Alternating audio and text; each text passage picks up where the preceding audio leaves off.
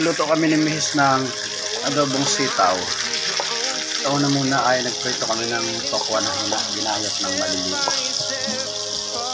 Lipat na natin sa isang malaking kawali dahil marami yung sitaw na yun. Tapos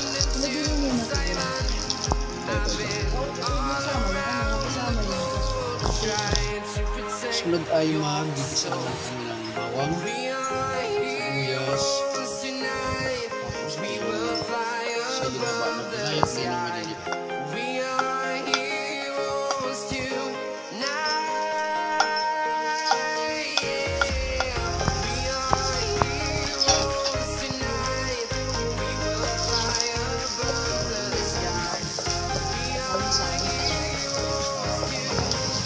Tapos magluto nitong sitaw, adobong sitaw ay ginis ng ampalaya naman ang susunod namin luto. Ulam namin dalawa may lunch. Yan ang kasing asin.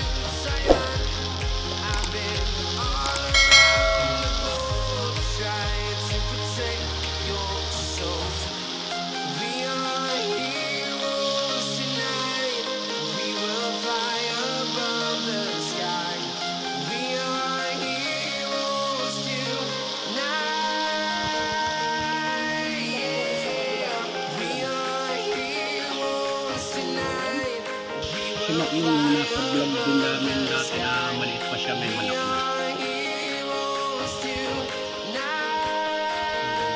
Gutom ka na ba? Nakakaamoy ka na ng magbang luto ni Mama? Matanay ka sa terrace. Ano na terrace? Tugod na sa terrace!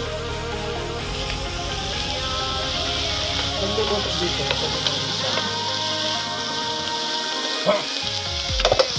Ano na po?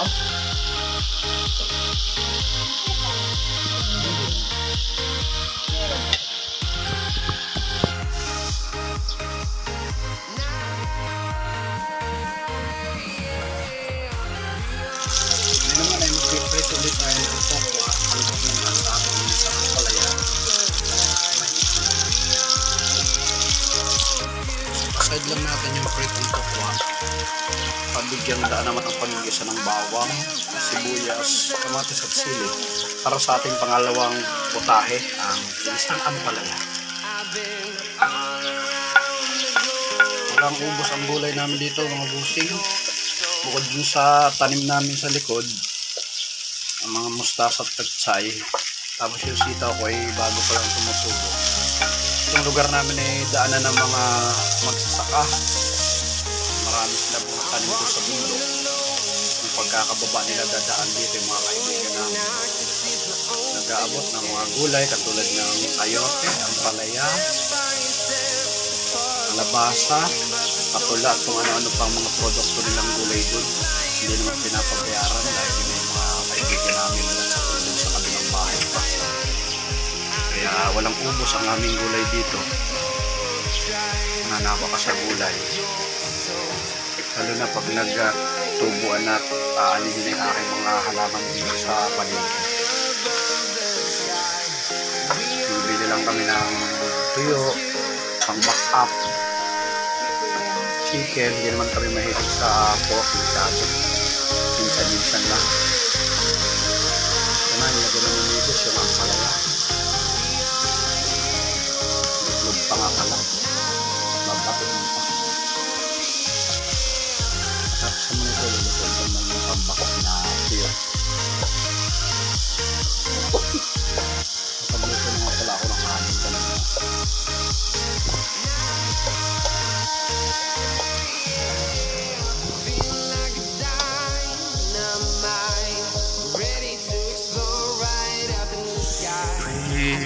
Limlim, ulan-ulan, ambon, tapos lang lalakas.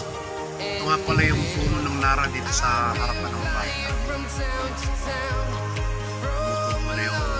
sa muli yung mga dahon niya. Hindi malabo na siya kung nakasasabot dito na kayo. May yung mga palayan sa harapan namin. Makaraming tignan dito mga busing, kaya lamang ay hindi lumalapit sa pa-speaker. Mga nangingitlog yata. Siguro baka mga dadali na lang yan pag ano, mga pag-anin. Ano ba, silip-silip? Balikan na ulit natin, niluto ni Misis.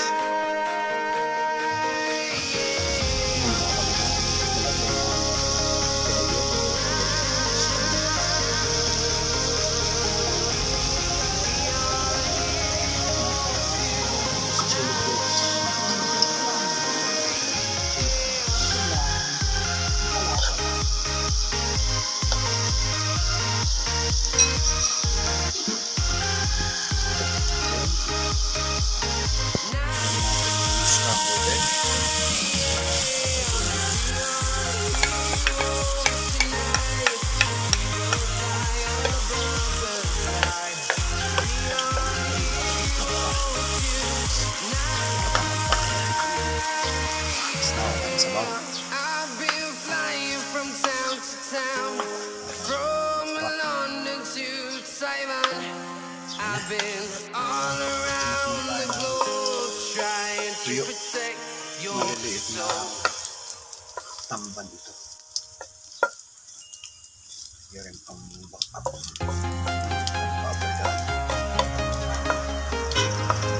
Yan mga bossing, luto na ang ating Misis sa Ampalaya. Walking alone, the streets are empty. The only thing I can see is my own silhouette. I'm getting stronger, step by step. The clock is ticking, but there's no time for me. I've been flying from town to town, from London to Taiwan. I've been all around the globe trying to protect your soul. Lagyan ko na rin pala ng pagkain. We will fly above the sky. We are heroes tonight. Talag nga pala sa mga subscribe sa mga basta mag-comment na kayo. Sigurado sunod upload natin. Ayaw ma-shoutout. Sa mga mag-subscribe, magbukas na lang kayo doon, mag-comment para madali kayo mapalitan para ng isang araw para hindi naman mabawas yung ating sa description sa yung mga busing sa kapatid at kirahin na namin yung Misis dyan namin